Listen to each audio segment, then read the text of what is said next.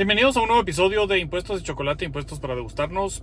Y hoy vamos a hablar de unas declaraciones de la superintendencia y unas notas que me comentaron llegaron a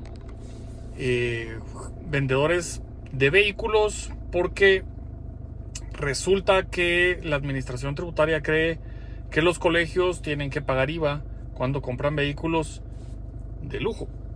Y vamos a discutir esto, vamos a platicar sobre este tema para ver si verdaderamente podemos coincidir con ese criterio de la administración tributaria. Así que no se vaya, suscríbase, dele clic a la campanita y pásele este video a todos sus conocidos que tengan que pagar impuestos en algún momento, y los que usted conozca que son dueños de colegios y los que le venden y proveen a colegios como tal. Así que no se vaya a ningún lado. También suscríbase en el blog impuestosychocolate.com.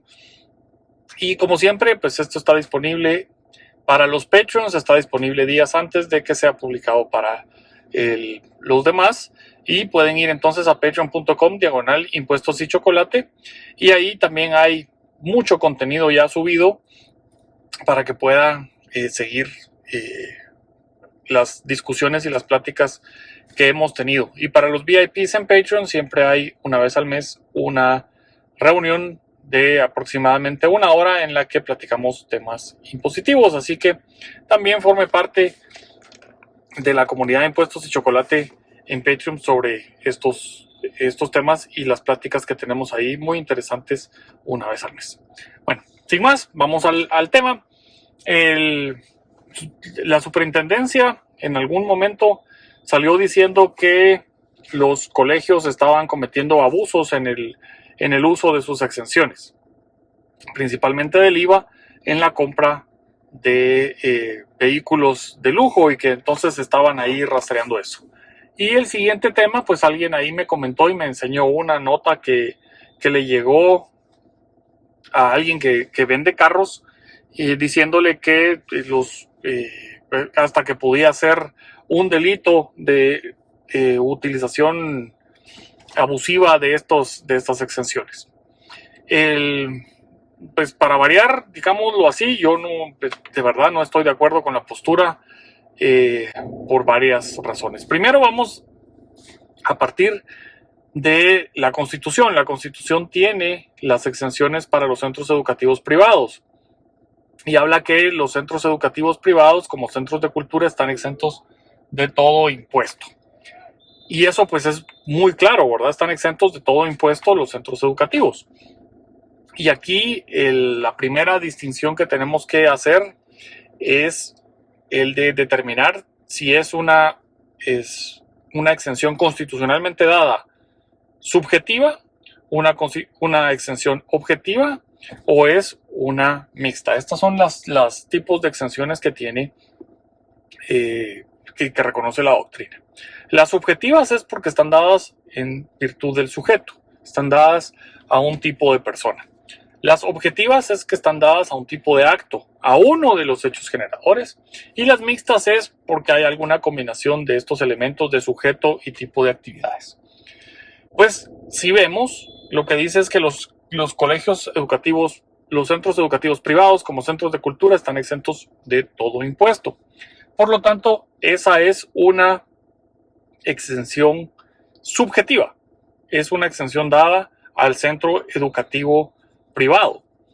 Y como esto, pues, debe quedar claro que está dada a los sujetos, a los colegios de educación privada. Y esto es a nivel constitucional. Luego, cuando bajamos a la ley, pues desde mi perspectiva, tanto en impuesto a la renta, en la reforma que se le hizo, como el criterio que SAT está ahora promoviendo, tienen el error de considerar que la exención dada a los centros educativos privados es una exención objetiva.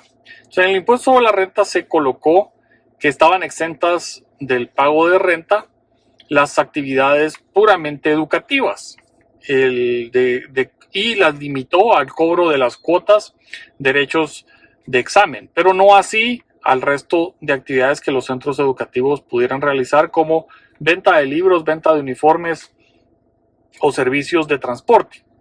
que dentro de una perspectiva de educación integral también son parte de los elementos educativos. Dentro de un plan educativo, una de las decisiones es si tengo uniforme o no tengo uniforme, y otra, una, digamos, muy interesante perspectiva de formación educativa es el tener servicio de bus o no, que digamos también dentro de la situación del país, eso puede ser muy, muy importante de tener para ir formando independencia también en los alumnos. O sea que hay varios elementos que no podemos decir que deben ser excluidos de un plan educativo y por lo tanto deberían cubrir la exención. Pero esto es en el lado del impuesto a la renta. Ahora, del lado del IVA, hay que primero entender cómo está formado el IVA y cuáles son los principios que rigen principalmente al IVA. El principio básico del IVA es el de neutralidad. ¿Y por qué? El contribuyente, según el IVA, es quien vende o quien presta el servicio. Ese es el contribuyente. Y tenemos que los actos que realiza el contribuyente, el hecho generador para estar obligado a esta prestación del IVA, son la venta o la prestación del servicio. Los centros educativos entonces van a ser contribuyentes cuando vendan o presten servicios. Y el impuesto tiene que ser neutral al contribuyente. Ese es el principio básico. Y este principio deriva del principio de capacidad contributiva y se manifiesta en la neutralidad del IVA para que sea un impuesto de manera indirecta que grave la riqueza del consumidor final. No se busca gravar la riqueza del colegio, del contribuyente. Lo que se busca es gravar la riqueza del consumidor final. Para gravar la riqueza del contribuyente, del colegio, debería estar el impuesto a la renta. Por supuesto, constitucionalmente está exento. ¿Y qué nos dice esto? Bueno, por ese tipo de situaciones, la ley del IVA tiene 3 artículos que regulan las exenciones. En el artículo 7 vamos a encontrar las exenciones que son puramente objetivas. Exenciones de actos. Cuando presto servicios o vendo bienes, las situaciones en las que los servicios y los bienes, cuando estoy causando ese hecho generador, no me repercuten en mi patrimonio como contribuyente del IVA. Por eso es que dice, las importaciones que realicen cierto tipo de personas están libres de IVA. ¿Por qué? Porque entonces no lo tengo que cargar. No lo tengo que pagar, perdón. También dice, por ejemplo, que las asociaciones sin fines de lucro y las fundaciones por las cuotas ordinarias y extraordinarias por pertenencia a esa asociación. Entonces, esos son esos actos como tal que no tengo que pagar. Luego tenemos las que son de los sujetos. Y dentro de eso están algunas exenciones de los sujetos, y dentro de esas exenciones de los sujetos, pues vamos a encontrar la exención al contrario, ¿verdad? No es que no la tenga que pagar, sino que no tengo que cobrarlo. Y dentro de eso son los sujetos que no cobran IVA, y ahí, para efectos de los colegios, están mencionados en el artículo 8 los actos que realizan los colegios junto con algunos otros. Y esto es que no lo tengo que cobrar. ¿Por qué? Recordemos que la riqueza que se persigue es la riqueza del consumidor final. Entonces yo no cobro en esos actos para que el consumidor final no sufra el incremento de ese impuesto. Esa es la razón del artículo 8 en el caso de los colegios, no cobrarles para efectos de no encarecer los servicios educativos. Y luego en el 9 dice que las personas que están en el artículo 8 tampoco van a soportar los impuestos, el IVA, en las adquisiciones de bienes o servicios que realicen. Y esas adquisiciones de bienes o servicios que realicen, efectivamente, es la exención, realmente ahí es la exención al colegio. Y en el artículo 9 dice que los que están mencionados en el 8 no tienen que soportar el impuesto en la compra de bienes o en la recepción de servicios que obtengan. Y ahí no existe ninguna limitante, es una exención totalmente subjetiva. No hay una limitante que diga que para vehículos como autobuses, entonces esos sí están exentos, mientras que los vehículos de, digamos, sedán o demás, no. Tampoco hay ninguna distinción entre que si el vehículo es de cierta marca o de otra marca y que si es de lujo o no es de lujo. Nuestro sistema impositivo no tiene distinciones por lujo, no hay impuesto a lujo como existe en otros países o tarifas diferenciadas para bienes que se consideran lujosos que tienen tarifas de IVA más altas.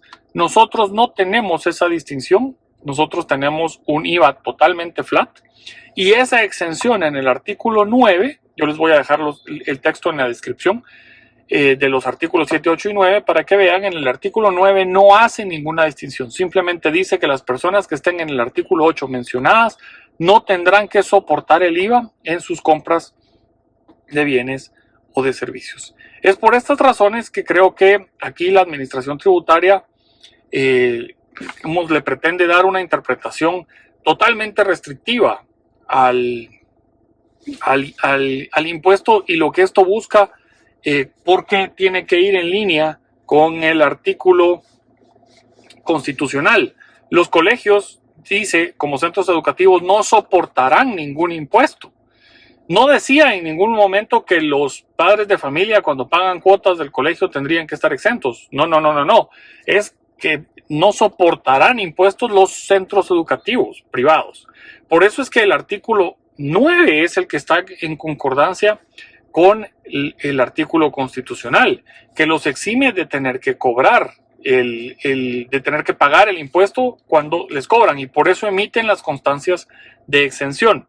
No se puede limitar la circulación de las constancias de exención porque esas constancias de exención no están enfocadas en cierto tipo de actividades o cierto tipo de bienes. En el artículo 8, los colegios lo que tienen que hacer es no cobrarle a los padres de familia en ciertos servicios el IVA, pero en esos servicios que no le cobran es una exención que económicamente está repercutiendo en los padres de familia que paguen esos servicios, no en el colegio, porque el IVA, como principio de neutralidad, si se lo cobraran al padre de familia, lo trasladan de manera directa al fisco.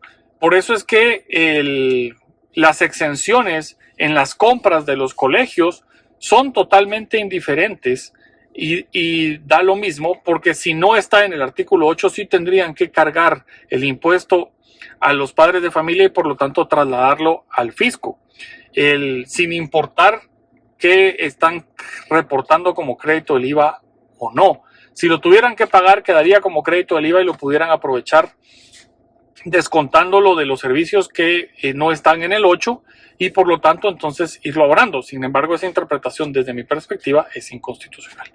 Espero que haya quedado clara la postura, la interpretación y las normas aplicables, y cualquier cosa déjenme el comentario y ahí lo vamos contestando. Y a los VIPs, si quieren que lo platiquemos esto, pues ahí los espero en la reunión mensual de VIPs. Ha sido un gusto, mi nombre es Mario Archila y esto fue Impuestos y Chocolate. Hasta la próxima.